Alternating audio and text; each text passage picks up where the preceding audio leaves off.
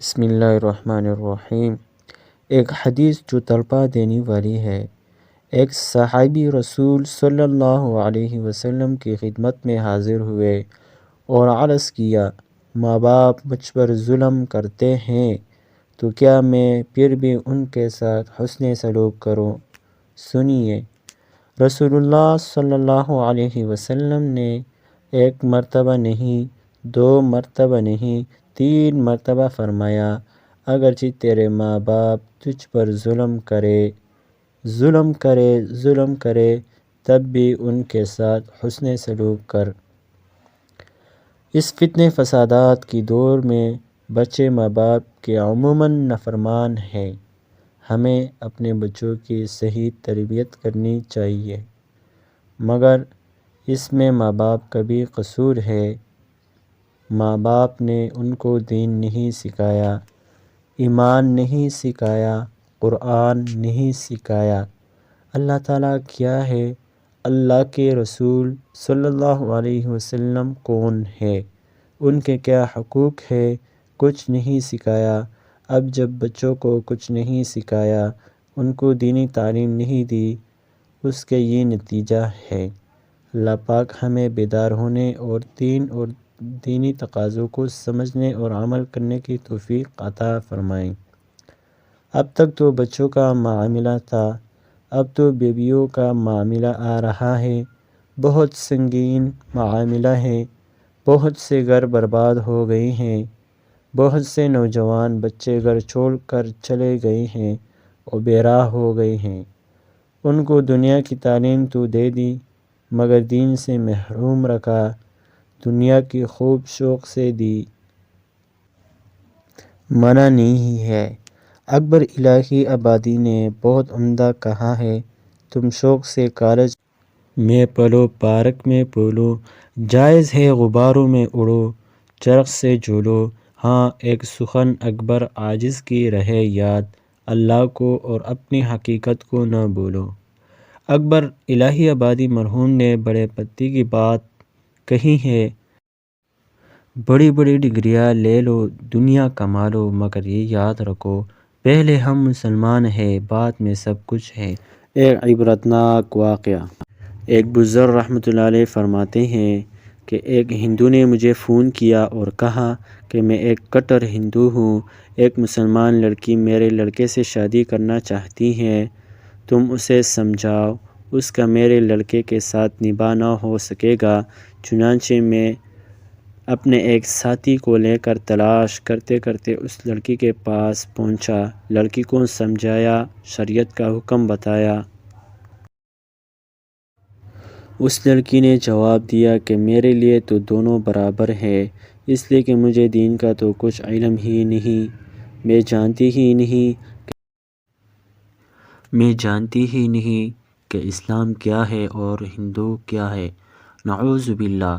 وکیل تھی وہ لڑکی، اس نے کہا مجھے تو اس سے لو پیار ہو گیا ہے، دل اس کے ساتھ لگ گیا ہے، میں تو اسی کے ساتھ شادی کروں گی۔ میرے ماں باپ نے تو مجھے بتایا ہی نہیں کہ دین کیا ہے، ایمان کیا ہے، اسلام کیا ہے، اللہ کیا ہے، رسول کیا ہے۔ چنانچہ اسی ہندو کے ساتھ اس نے شادی کی اور 4 مہینے کے بعد اسے انڈیا اپنے ساتھ لے گیا۔ وہ کٹر ہندو تھا اور اس لڑکی نے ہندو مذہب کو قبول کیا۔ انا للہ و انا الیہ راجعون۔ ہمارے سامنے تو 1-2 واقعات آئے ہیں، ورنہ اس قسم کے سینکڑوں واقعات ہوں گے۔ اس کے ذمہ دار ماں باپ ہے کہ ہم نے اولاد کو دین نہیں سکھایا، ایمان نہیں سکھایا، دنیا کی چھوٹی چھوٹی باتیں ان کو سکھاتے ہیں، ان کے سب چیزوں کی فکر، ان کے بینک بیلنس کی فکر ہے، مکان کی فکر ہے، دکان کی فکر ہے، لیکن دین کی فکر نہیں ہے۔ پھر یہ اولاد ماں باپ کو کیک مار دیتی ہے، تو اس میں ماں باپ کا ہی قصور ہے۔ ان کو دین سکھایا ہوتا تو یہ صورتحال نہ ہوتی۔ اللہ کا خوف اور اللہ کی محبت حفاظت کا ذریعہ ہے۔ اس دور اولاد کو بچانے کا واحد ذریعہ یہ ہے کہ اللہ کا خوف اور اس کی محبت ہمارے اور ہمارے بچوں کے دلوں کے اندر ہو۔ جب اللہ کا خوف ہماری دلوں میں ہوگا تو ہماری اولاد کے دلوں میں بھی ہوگا، اور ہم اللہ کی اطاعت کریں گے تو ہمارے بچے بھی انشاءاللہ اللہ کی اطاعت کریں گے۔ ورنہ یہ معاشرہ تو آزاد ہے، ہر چیز کی آزادی جیسا ماحول مل گیا اس میں بہہ جائیں گے۔ اگر اولاد کے دل میں اللہ کی محبت ہوگی تو اللہ کا خوف دل میں ہوگا، اور ہم محبت الہی کی وجہ سے اللہ کی نافرمانی سے بچیں گے اور اللہ کے احکامات کی پابندی اور اس کی عزت کریں گے، تو ہماری اولاد بھی اللہ کے احکامات کی پابندی کریں گے اور اللہ کے احکامات کی عزت کرے گی، اور ساتھ ساتھ اپنے ماں باپ بھی عزت کرے گی اور خدمت بھی کرے گی۔ تو حضور اقدس صلی اللہ علیہ وسلم نے ماں باپ کا درجہ بتلاتے ہوئے ارشاد فرمایا، اگرچہ وہ تجھ پر ظلم کرے تب بھی تم ماں باپ کے ساتھ حسن سلوک کرو۔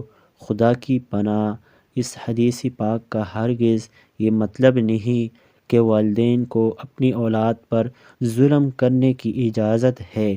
اگر ہم ماں باپ کے مطیع ہے، خدمت گزار ہے تو بہت بڑی نعمت حاصل ہے، اس پر اللہ کا شکر ادا کرو اور مزید اطاعت و خدمت کی نیت کرو۔